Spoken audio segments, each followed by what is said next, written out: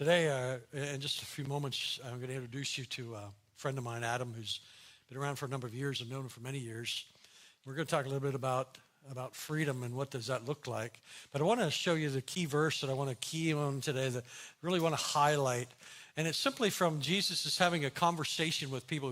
He was teaching, and he was in a crowd of people, and they were arguing about this and that, and their father was Abraham, and they weren't slaves to anyone. And all of a sudden, Jesus comes out with this statement. He says, "And you will know the truth, and the truth will set you free."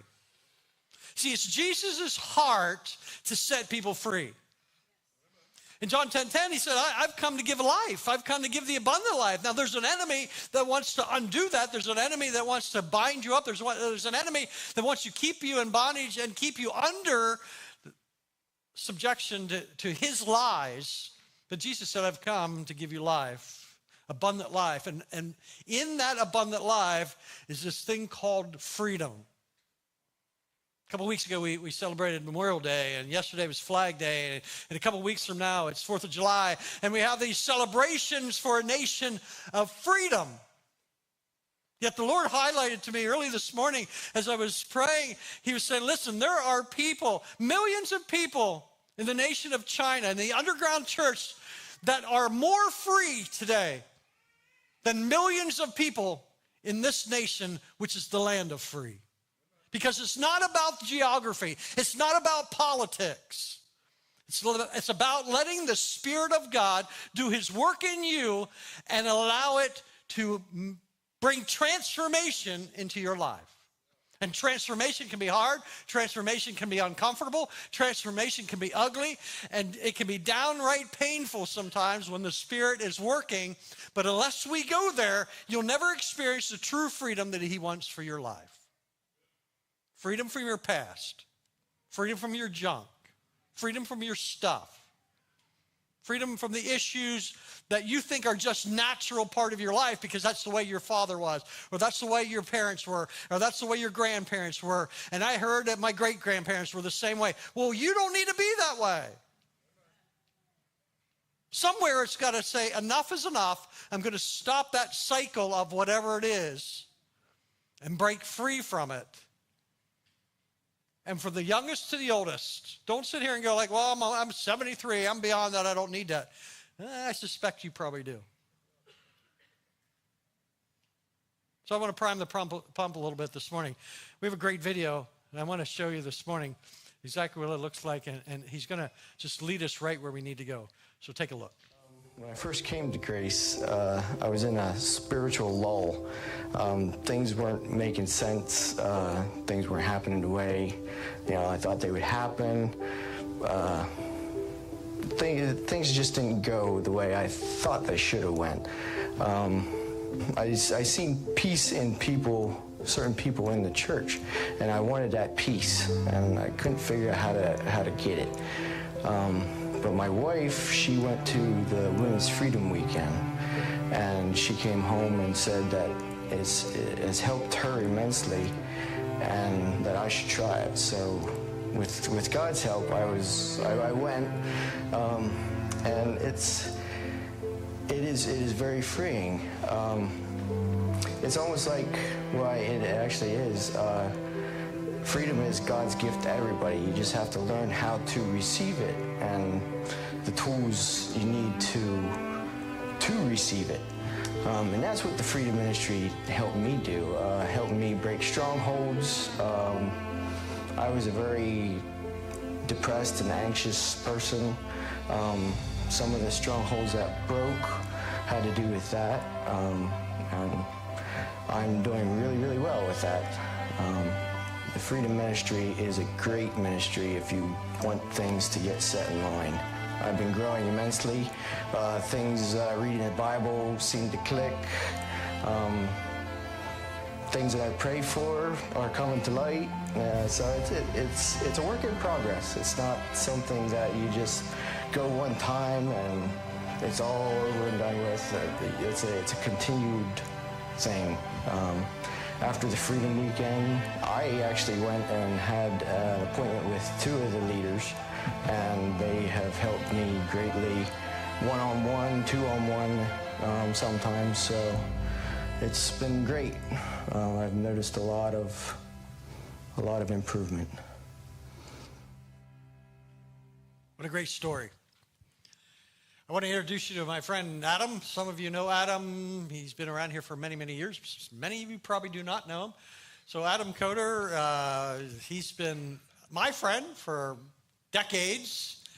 He doesn't look very old, I know that, but trust me, he is. So Adam, introduce yourself, tell a little bit about you and how your journey brought you here to Grace.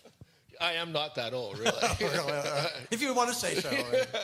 I'm old enough to be retired and then rehired. Aren't you a grandfather? Yeah. Two great daughters. Yeah. Both of them are excellent, and the oldest one is funny because she acts just like her dad. That's why I have gray hair, which you can't see. But no, I've been going here for Grace for probably since 2000, early 2000. They brought me out of the fine Juniata County area. In the church over here.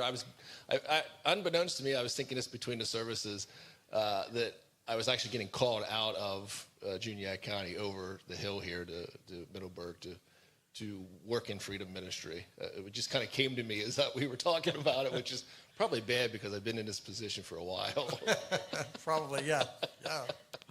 So you came a number of years ago, and you came kind of facing something, and so it was your journey that took you to a very unexpected place. You found yourself in that, and I suspect there'll be a lot of people here this morning can identify with that. Has anybody found that as you're living life, something happens that you never expected to happen? And I'm not just saying, well, I had a flat tire this morning. Nobody? Yeah. Life just takes not just a small turn, but it's like the road disappeared and you're just off, and something just happened, and it could be something huge, something small that made such a big difference in your life. Well, Adam's kind of hit that road. I'll just give it up since You go ahead. Yeah, not that I really want to because it is a little bit painful, but yeah, I was retired in 2019 after 25 years of glorious service to the Commonwealth. Well, tell him what you do, because some of you probably met him along the road. Do I really have to go there? Yeah, I think we have to go there. Well, I retired as a trooper from, I worked my last couple of years in Mifflintown, but I did spend some time over here and met some of your finest. Yeah. Yes, some of your finest. Conversations along the road. Anyway, in 2019 I retired, and then I thought my life was really great because it really was really great, and I thought everything was going to go smooth till January of 2020. My wife at the time said that we're ending this relationship, and I'm filing for divorce. So, yeah, my life turned from very good, I thought, to pretty much in the ditch and upside down. Yeah. So having a plan, retired, lots of time now, spending with wife, traveling, doing things you wanted, kids, all of those things, hit the fork in the road, and divorce came out of that. So how did you deal when you were in the middle of that? How did you process that, I guess? As any traumatic experience is, it's difficult, right? And we can, now looking back at it after a number of years, it's not quite as bad. Right, but it's still tender in spots, and I just, to me, it was back to, the enemy has a plan for our life. Is what? To kill, steal, and destroy, right? And that's what he was trying to do with that whole process, right? He was trying to kill, steal, and destroy my happiness or my peace and my joy and all those things, right? By this one act of, I'll call it treason. But yeah, so my thought process was back to, can I, or do I believe the lies? Right? We talk in Freedom Ministry about lies and truths. Right? The lie is this, whatever it is, but this is the truth. Yeah. This is what I choose to believe. I had to start making choices of actually choosing to believe. Yeah, and one of the big choices, and if you speak to it for a few moments, how did you walk through the whole forgiveness aspect with her? Because I know when something like that happens and it's fresh and you were like, I can't, but God has taken you on that journey. So just open that door a little bit and share with us how you walk through forgiveness to her. Well, we have to forgive, right? Unforgiveness is a sin. So I didn't want to live in sin, but how to forgive was the big thing. And I was walking my dog one day, and of course I did a lot of thinking and a lot of praying as I was walking my dog, but the Lord came to me or spoke to me and said, listen, Adam, here's something that you need to learn, right? Thankfulness, right? The spirit of thankfulness is not just thinking those thoughts, because those are good to think, but actually saying these thoughts, right? I was still thankful that I had a great family, right? I still had parents that loved me. My kids still loved me, right? I had, people outside the church loved me. People here loved me. The Freedom Team was super helpful in all my journey through this muck and mess. So I was thankful for every one of those people that they spent time with me and helped me along my way, Okay. which is difficult at times. Absolutely. So you're saying one of the keys to forgiveness is obviously choosing to forgive, literally doing it. But in the midst of that, one of the keys is being thankful for what you already have. And sometimes you can get so buried in the unforgiveness or buried in the pain, buried in the trauma, buried in the why me, the pity, and forget that God is still at work. Yeah, I had to honestly look at the things in my life and say, all right, these things aren't very good.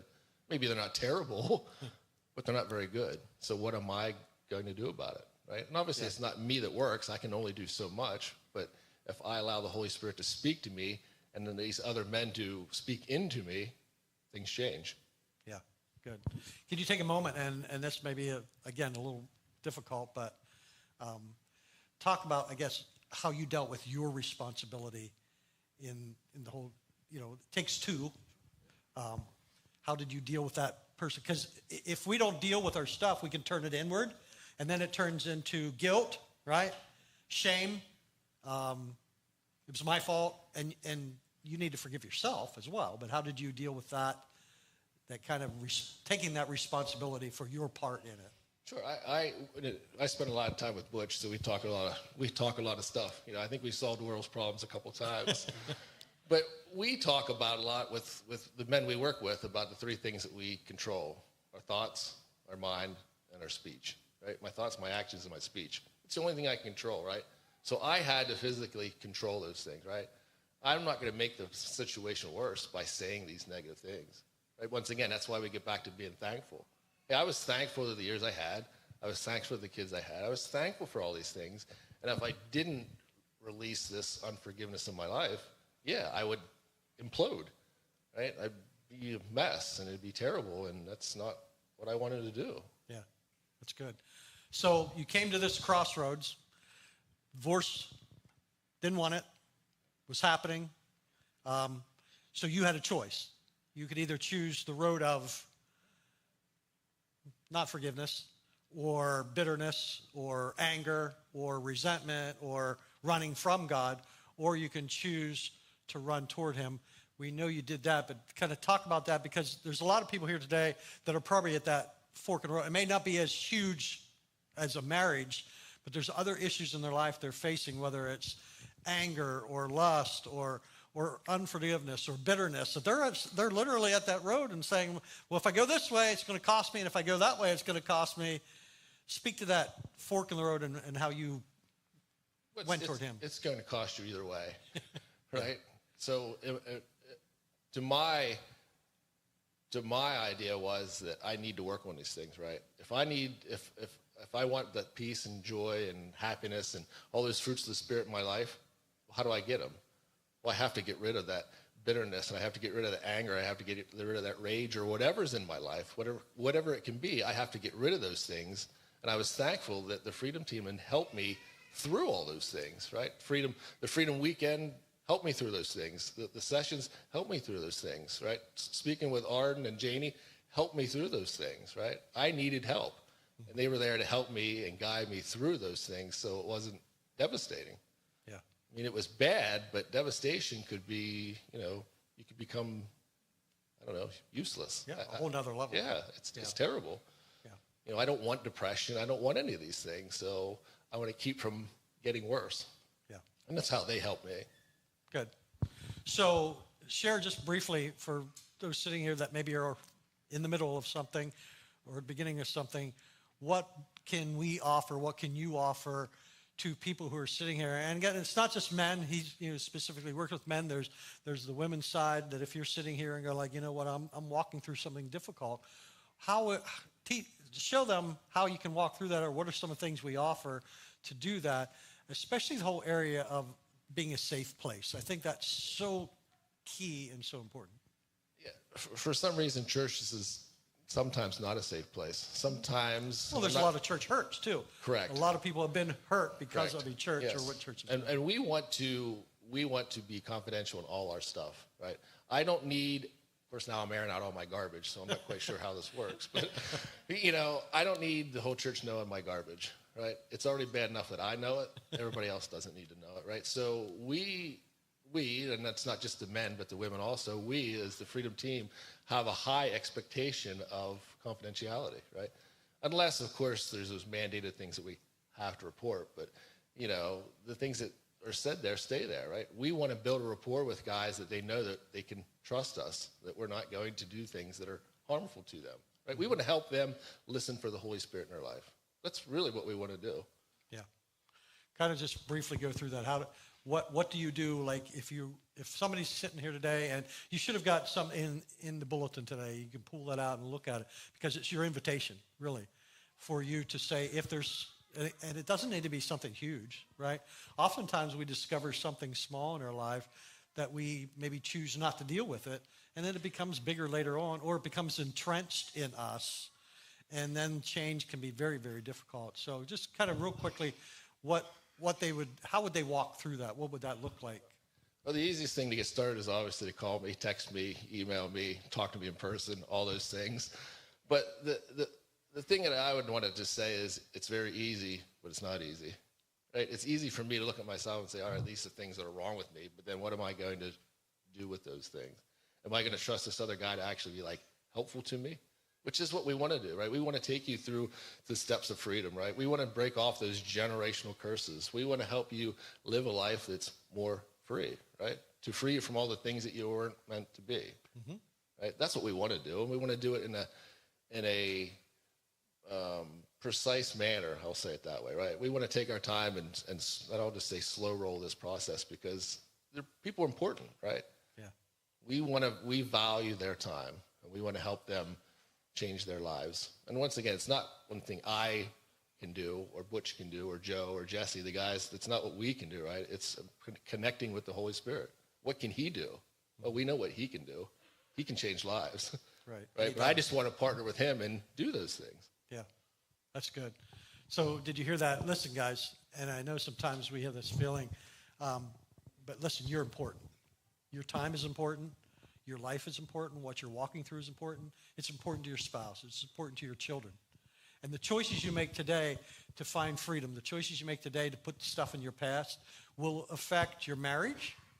It'll affect your kids, your grandkids, the next generation. Those things will affect you if you decide not to do anything about the stuff that's in your life right now.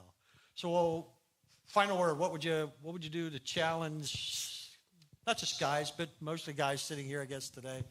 Well, we all need to work on our stuff, right? Yeah. I'm sure you have a couple things that aren't the greatest. I'm not saying they're bad, but aren't the greatest. Let us work through those things, right? Let us actively seek his guidance. Let's do that together, right? Let's do it as a team. Yeah. I want to be a team. Okay, that's good. How many guys on a regular basis take your vehicles to get maintenance? Anybody ever do that? Nobody. Nobody gets inspected. That's why the police are always, Nobody did what they were supposed to do. Yes. You know what? It's the same exact thing spiritually. If you neglect, right, in here, it'll catch up with you. It will.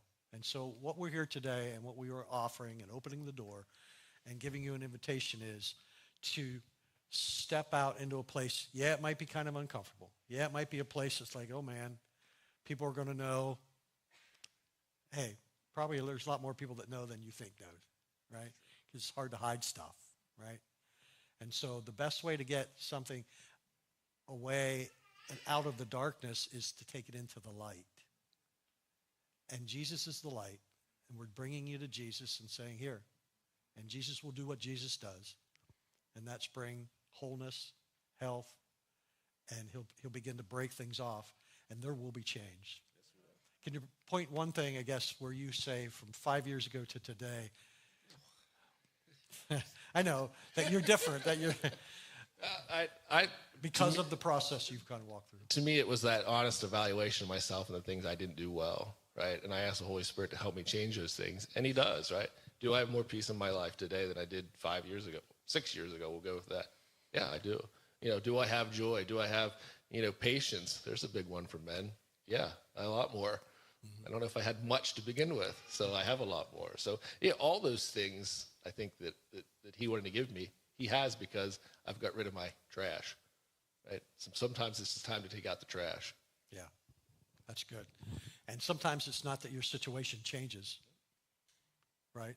It's that the Lord is going to take what the enemy meant for evil and meant to destroy you. He's going to take that and bring something good out of it. And I guess finally, can you see something good that's come out of it? I mean, I know it's maybe a loaded question. I didn't ask it in the first service, but now you're throwing it up here. So yeah, I'm just thankful for the whole process, really. I mean, it sounds kind of sick and maybe demented, but I've learned a lot through it. I've grown through it. I've got a lot more relationships than I once had, right? And there's a lot more depth to my relationships that I did have. So I think, to me, he's changed me a lot, even though maybe I don't see it because, unfortunately, I'm with myself every day. Yeah. So maybe you've walked through this hard. Maybe you're here and you went through a divorce, or maybe it's been a long time since you've walked through. Did you ever go through the process of forgiveness? Have you ever gone through the process of forgiving yourself? It's huge.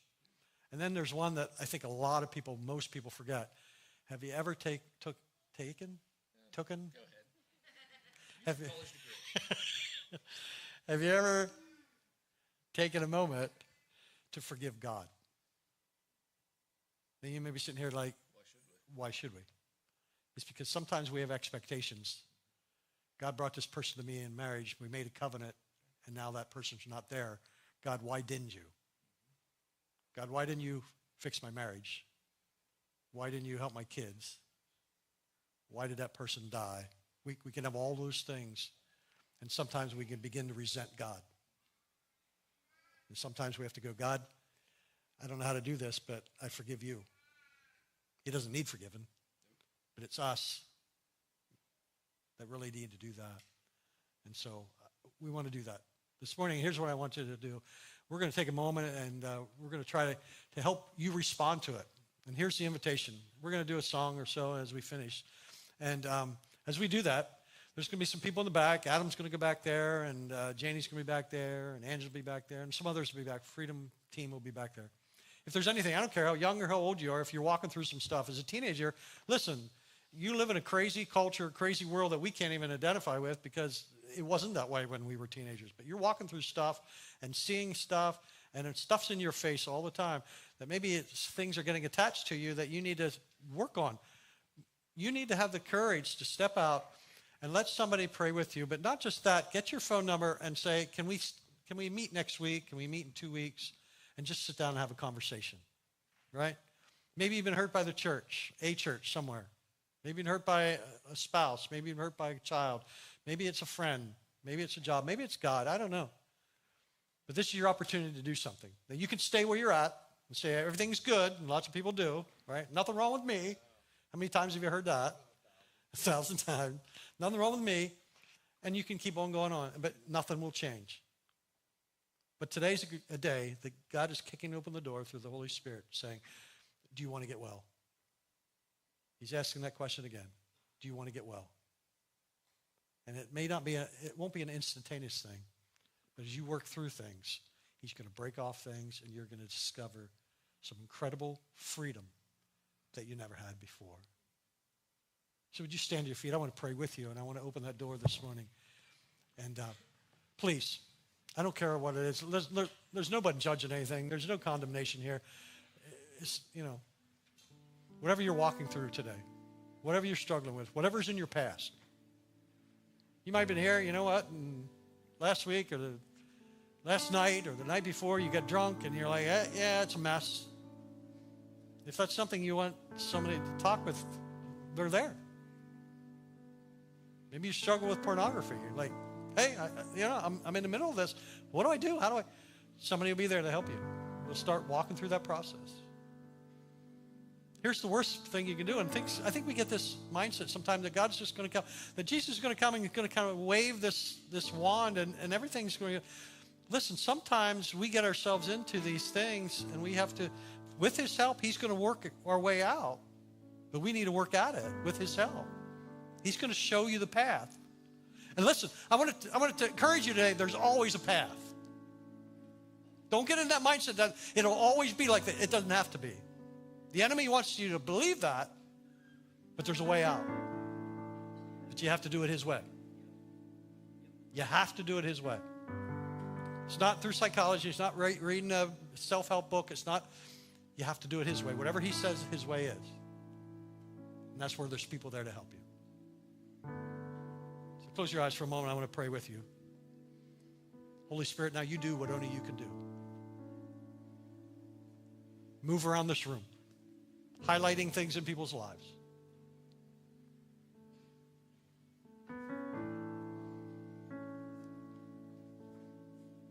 There's probably some obvious things in the room some people are dealing with and struggling with and walking through that are really hard and really difficult. And the Holy Spirit right now is saying, do you want to deal with that? Do you want to get well? Do you want to move past that? That's your invitation. It's up to you to RSVP. It's up to you to respond. There's some other things probably that are a little smaller than like, I'm not sure I need to deal with that. The Spirit's bringing it to your mind, and that's Holy Spirit at work in you saying, let's deal with this.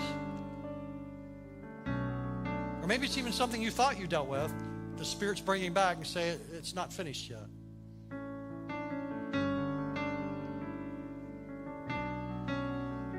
Young and old.